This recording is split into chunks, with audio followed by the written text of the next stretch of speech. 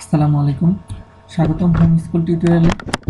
আজকের এই ভিডিওটিতে আমরা দেখব হচ্ছে কিভাবে স্টোর প্রসিডিউরের মাধ্যমে একটা টেবিলে ডাটা ইনসার্ট করা যায়, আপডেট করা যায় এবং ডিলিট করা যায়। তো প্রথমে হচ্ছে আমরা একটা টেবিল সিলেক্ট করব, যে টেবিলটাতে হচ্ছে আমরা ডাটা ইনসার্ট করব। আমি এই টেবিলটাতে ডাটা ইনসার্ট করে দেখাচ্ছি যে table insert table user test info. তো এটাতে হচ্ছে কী কী প্যারামিটারগুলো আছে সেটা একটু দেখে নিই। এখানে ইউজার আইডি হচ্ছে প্রাইমারি কি হিসেবে নিয়েছি, যেটা ইন্টিজার করে নিয়েছি, যেন হচ্ছে যে এটাকে আবার অটো ইনক্রিমেন্ট করছি। আইডেন্টিটি স্পেসিফিকেশনটা ইউজ করছি এক্সপ্যান্ড করে। তো এটা হচ্ছে যে আমি যতগুলো ইউজারের ইনফরমেশন নিব প্রত্যেকের জন্য একটা একটা করে ইউনিক আইডি বসবে এবং অটো ইনক্রিমেন্ট হবে। Then user name, user date of birth, date type data নিচ্ছি, ইউজার জেন্ডার এবং ইউজার অ্যাড্রেস।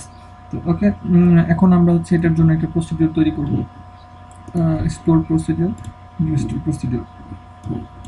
তো এখানে হচ্ছে নিউ স্টোর প্রসিডিউরে দেখব যে কীভাবে হচ্ছে এখান থেকে ডাটা ইনসার্ট করা যায় প্রসিডিউরের মাধ্যমে। ওকে, তো স্টোর প্রসিডিউরের একটা নাম দিই, যেটা হচ্ছে যে ওই ইসের জন্য প্রসিডিউরটা হবে, মানে এই টিবিএল ইউজার ইনফোতেই ইনসার্ট হবে।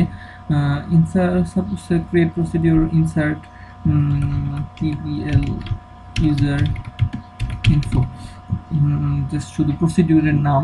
দেন এখন আমরা যে যে প্যারামিটারগুলোতে ভ্যালু ইনসার্ট করব সেই প্যারামিটারগুলোর নাম দিতে হবে, কলামে নাম দিতে হবে। সাপোজ যেহেতু আমি ইউজার নেম, তো ইউজার নেমটা নিই C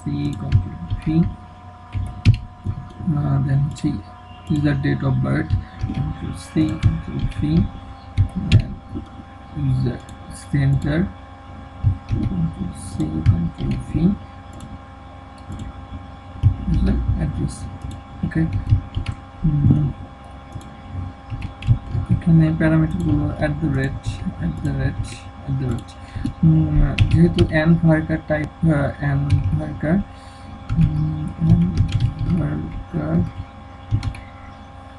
50। Okay, nvarchar control V, এটা হচ্ছে আমার ডেট টাইপ, ডাটা টাইপ হচ্ছে ডেট। ওকে, এখন যেহেতু আমি ইনসার্ট প্রসিডিউর করতেছি, সো ইনসার্ট ইনটু টেবিলের নাম TBL user test info, so test info. এখন যে যে প্যারামিটারগুলোতে আমার ভ্যালুগুলো ইনসার্ট হবে সেই প্যারামিটারগুলোর নাম। ওকে,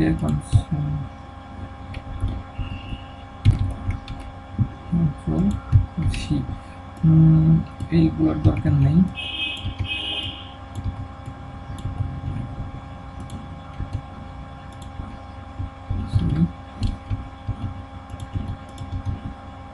ওকে, এখন যেহেতু আমার এই প্যারামিটারগুলোতে ভ্যালু ইনসার্ট হবে, সো এখানে আমি যে ভ্যালুগুলো ইনসার্ট করব সেই ভ্যালুর মানটা দিয়ে দেবো, ভ্যালুস সেম ওয়েতে আবার কন্ট্রোল ভি।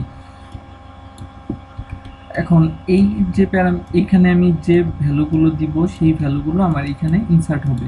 ওকে, এখন হচ্ছে আমি এখানে এক্সিকিউট করব, এক্সিকিউট কমান্ড সাকসেসফুলি। ওকে, এখানে যে প্রসিডিউরটা আমি ক্রিয়েট করলাম সেই প্রসিডিউরটা হচ্ছে যেহেতু এখানে নাই, সো রিফ্রেশ। ওকে, এখন আমি দেখতে পাবো যে insert table user info, so আমি এটাকে যদি এক্সিকিউট করি টেস্ট করার জন্য যে আসলে এক্সিকিউটটা ঠিক আছে কিনা, তাহলে হচ্ছে দেখতে পাবো GOB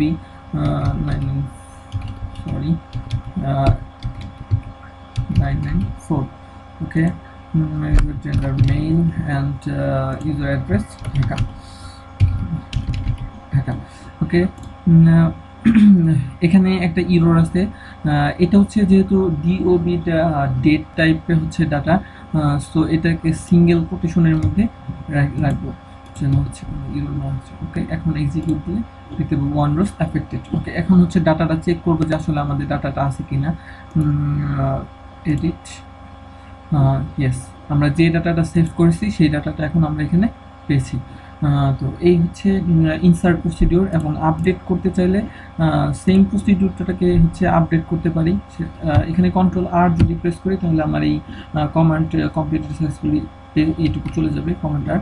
এখন যেহেতু আমি আপডেট করব, আপডেটটা অবশ্যই হচ্ছে একটা প্রাইমারি কি এর সাপেক্ষে করতে হবে, যেহেতু আমার প্রাইমারি কি হচ্ছে user ID integer type, so হচ্ছে এটা দিলাম। Then update update table, update table যে টেবিলের নামটা। দেন হচ্ছে এইখানে হচ্ছে আমার এই ভ্যালুসগুলো আর দরকার নেই, এই অপশনগুলো এখন না থাকলে চলবে। সো এটা জাস্ট এখন হবে সেট, যে আমি যে যে এইগুলো আপডেট করতে চাই সেই ইয়াগুলো হবে এখানে। তো যেহেতু আমি ইউজার নেমটাকে আপডেট করতে চাই, সো অবশ্যই ইউজার নেমটাকে রাখতে হবে control C is equal to control C, control C is equal to control V, control C is equal to control V। এখানে হচ্ছে আমার এটার দরকার নেই। এখন হচ্ছে দেখতে পাচ্ছি যে এখানে সেট, এখন আমি যে প্রাইমারি কি সাপেক্ষে মানে যে প্যারামিটারটার সাপেক্ষে আপডেট করতে যাচ্ছি সেটা হচ্ছে আমার ইউজার আইডি। সো এখানে ইউজার আইডি, সো আমি এখানে হোয়ার ক্লোজটা ইউজ করব যেন যার সাপেক্ষে user ID, sorry control C control C control V. So এটা হচ্ছে আমার আপডেট প্রসিডিওর। এক্সিকিউট করি। Sorry, user address, control R, user address, sorry, execute, sorry,